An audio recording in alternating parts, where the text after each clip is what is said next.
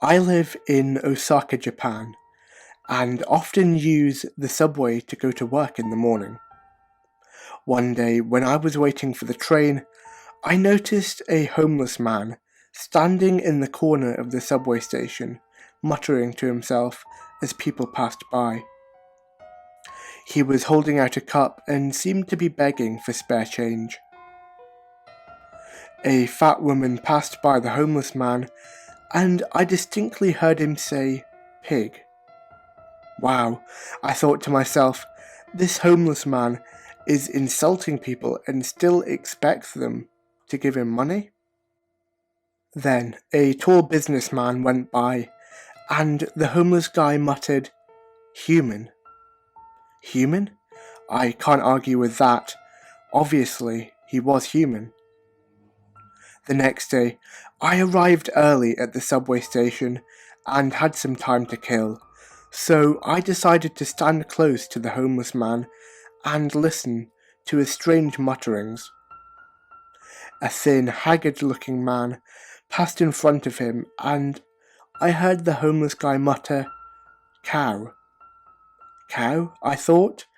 The man was much too skinny to be a cow. He looked more like a turkey or a chicken to me. A minute or so later, a fat man went by, and the homeless man said, "Potato." Potato? I was under the impression that he called all fat people pig. That day at work, I couldn't stop thinking about the homeless man and his puzzling behaviour. I kept trying to find some logic or pattern in what he was muttering. Perhaps he has some kind of psychic ability, I thought.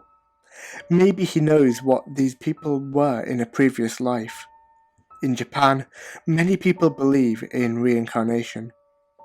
I observed the homeless man many times and began to think my theory was right. I often heard him calling people things like rabbit, or onion, or sheep, or tomato.